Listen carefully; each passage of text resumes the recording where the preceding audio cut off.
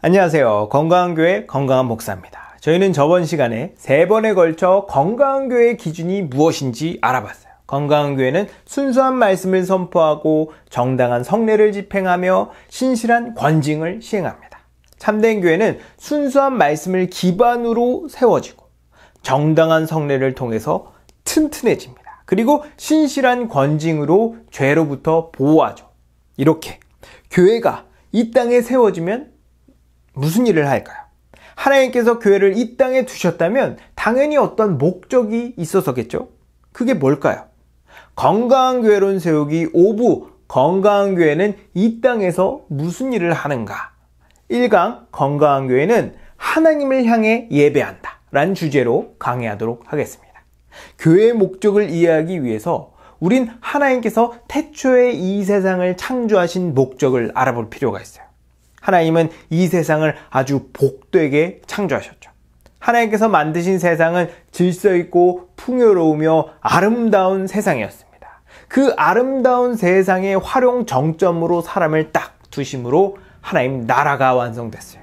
하나님 나라는 왕이신 하나님과 그 나라의 영토인 피조세계, 그리고 하나님 나라의 백성인 사람으로 구성되죠.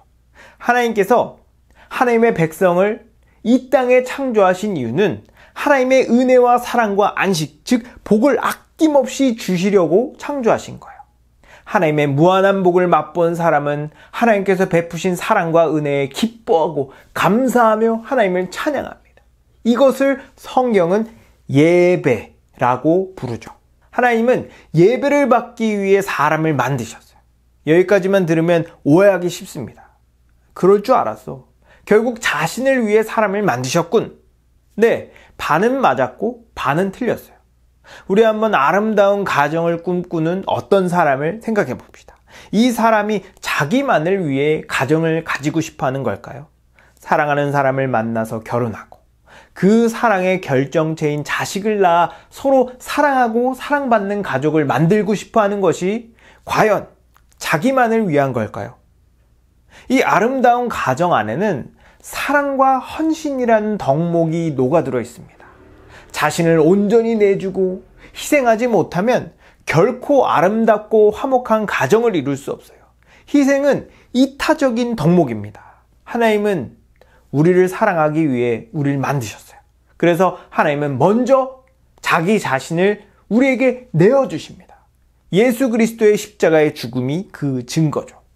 이렇게 자기 자신을 내어줄 때 그에 따른 상대방의 반응이 나오기 마련이에요.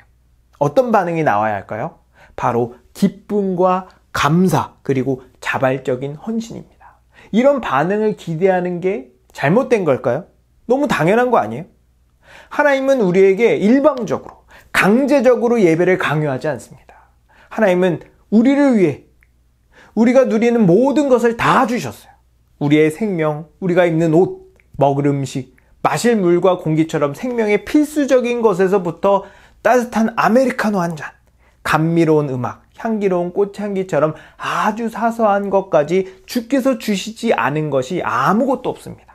더 나아가 하나님은 죄인인 우리를 구원하시기 위해 자기 아들을 죽음에 내어주셨어요. 왜요?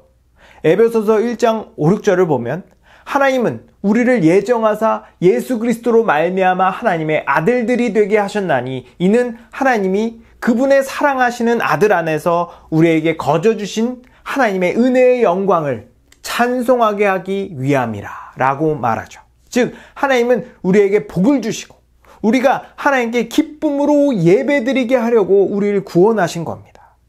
예배야말로 하나님의 백성이 취할 수 있는 최고의 가치이자 영광이며 궁극적인 목적이에요. 우린 예배에 대한 잘못된 고정관념이 있습니다. 예배는 주일날 교회에 가서 하는 거다. 즉, 내 삶에서 예배인 것과 예배가 아닌 것을 구분합니다. 교회에 가서 예배에 참여하는 건 예배고, 직장생활, 여가활동, 집안일을 하는 건 예배가 아니라고 생각하죠. 내 삶에서 예배와 예배가 아닌 것을 분리하는 사고방식은 타종교 또는 세속적인 세상에서 생각하는 사고방식입니다. 그리스도인에겐 삶에서 예배가 분리되지 않아요. 24시간 365일 연중 무휴 늘 항상 예배의 삶을 사는 존재가 그리스도인입니다. 매 순간 구원으로 받은 자유함을 만끽하고 매 순간 하나님께서 내게 주신 모든 것에 감사하며 매 순간 주의 나라와 주의 영광을 위해 사랑하며 사는 삶이 하나님께서 기뻐 받으시는 예배예요. 그럼 교회에서 드리는 예배는 뭘까요? 주일 예배는 우리가 우리의 존재를 실현하고 확인하는 절정이자 극치입니다. 참된 하나님의 백성은 일주일 동안 하나님께서 내게 주신 사랑과 능력과 힘을 가지고 살아가죠. 우리가 물과 음식을 먹어야 힘을 내듯이 우리는 하나님의 말씀, 즉 예수 그리스도를 먹고 마셔야 이 악한 세상에서 살아낼 수 있어요. 이 세상은 어둠 세상 주관자들과 악의 영들이 우리를 사방으로 우겨싸려고 모든 수단을 동원합니다. 미디어, 교육, 정치, 예술, 경제 등등 탄탄한 자본과 인력으로 우리를 타락시키기 위해 유혹하고 있죠.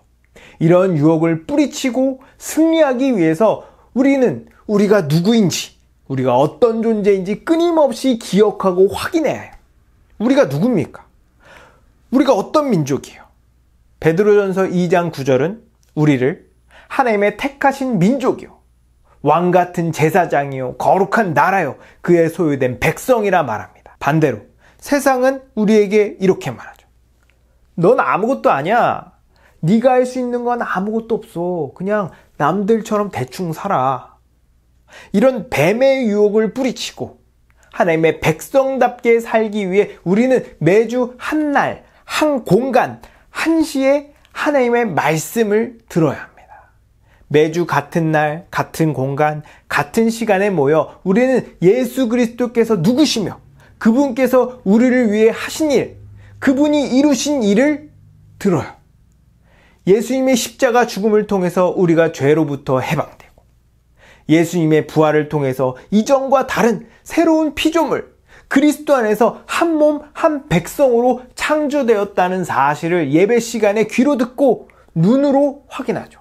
이 예배의 순간이야말로 앞으로 임할 완전한 하나님 나라를 재현하고 하나님의 백성으로서 우리의 존재를 그 어느 때보다 가장 분명하고 풍성하게 경험할 수 있는 영광스러운 순간이에요. 세상에 찌든 때로 탁해져 있는 우리의 존재를 다시금 순수하게 만드는 시간입니다. 너무 안타까운 건 많은 성도들이 예배가 우리에게 어떤 의미인지 잘 몰라요. 그래서 한낱 종교 행위에 불과한 것으로 전락해버렸습니다. 우린 중요하고 급한 일이 생기면 예배를 뒤로 미루거나 예배를 안 드리기도 하죠. 물론 우리가 삶을 살면서 정말 부득이하게 예배를 못 드리는 일이 생길 수 있습니다. 이번처럼 전염병이 돌거나 지진, 태풍, 홍수 같은 천재지변, 갑작스러운 사고나 위독한 질병으로 예배에 참여하지 못할 수 있어요. 예배는 강제도 아니고 강요도 아닙니다. 예배는 우리의 자발적이고 자유로운 선택이요. 드리기 싫거나 예배보다 더 중요한 게 있으면 안 드려도 돼요. 근데 이 땅에서 예배보다 의미 있고 예배보다 중요하며 예배보다 유익한 게 뭐가 있을까요?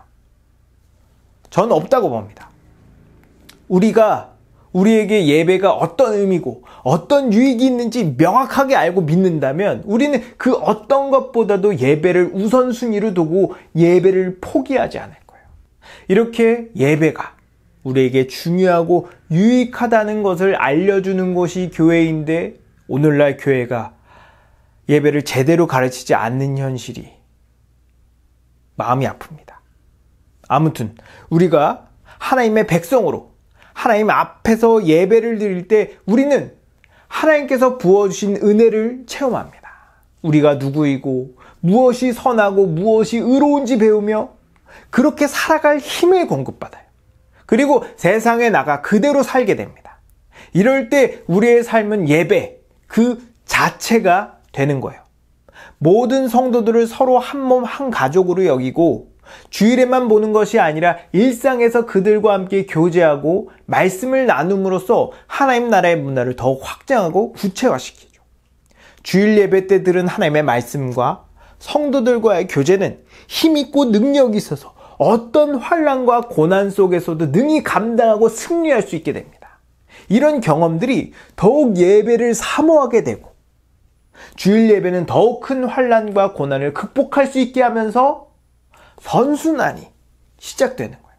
점점 나의 삶은 더욱 거룩해지고 일상이 예배가 될 뿐 아니라 교회 공동체는 더욱 빛과 소금으로서 세상 속에서 하나님의 살아계심을 드러내죠. 우리가 주께 예배드릴 때 이런 일이 벌어지는 거예요. 여러분, 교회는 하나님을 향해 예배하는 존재입니다. 예배야말로 나의 존재를 확인하고 나를 실현하는 가장 확실한 행위예요.